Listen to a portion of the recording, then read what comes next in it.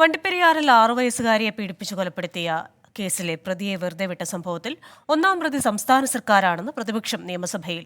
പാർട്ടിക്കാരനായതിനാൽ പ്രതിയെ പോലീസ് വഴിവിട്ട് സഹായിച്ചെന്ന് വിമർശനം. അന്വേഷണ ഉദ്യോഗസ്ഥന് വീഴ്ച പറ്റിയോ എന്നത് പരിശോധിക്കുകയാണെന്നും തെറ്റ് കണ്ടെത്തിയാൽ കർശന നടപടിയുണ്ടാകുമെന്നും മുഖ്യമന്ത്രി മറുപടി നൽകി. വിവരങ്ങളുമായി തിരുവനന്തപുരത്ത് നിന്ന് ഷഫീദ് റാവുത്തറാണ് ചേരുന്നത്. ഷഫീദ, ഈ കേസിൽ രാഷ്ട്രീയമായ ചില ആരോപണങ്ങൾ ഉണ്ടായിരുന്നു. പ്രതി പാർട്ടിക്കാരനായതിനാലാണ് അയാളെ വെറുതെ വിട്ടത് എന്ന രീതിയിലുള്ള ആരോപണങ്ങൾ വന്നിരുന്നു. ഇപ്പോൾ അത് നിയമസഭയിലും എത്തുമ്പോൾ മുഖ്യമന്ത്രിയുടെ മറുപടി എന്താണ്?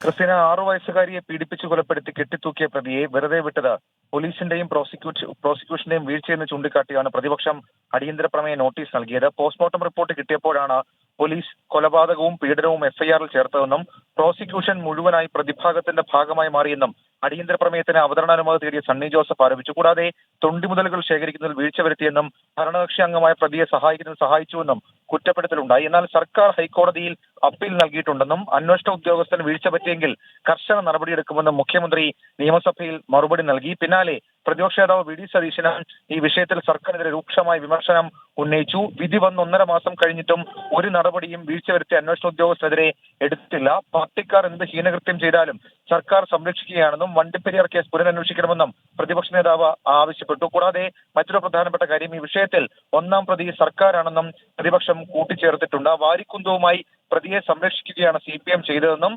ഒന്നാമത്തെ ദിവസം മുതൽ പ്രതിയെ സംരക്ഷിക്കാൻ വേണ്ടി ശ്രമിച്ചുവെന്നും നിയമസഭയിൽ പ്രതിപക്ഷ നേതാവിന്റെ കുറ്റപ്പെടുത്തലുണ്ടായി. ഒടുവിൽ അടിയന്തര പ്രമേയത്തിന് അവതരണ അനുമതി നിഷേധിച്ചതോടെ പ്രതിപക്ഷം സഭയിൽ നിന്ന് ഇറങ്ങിപ്പോവുകയായിരുന്നു. ക്രിസ്റ്റീന, ശരി, വിവരങ്ങളുമായി തിരുവനന്തപുരത്ത് നിന്ന് ചേർന്നത്.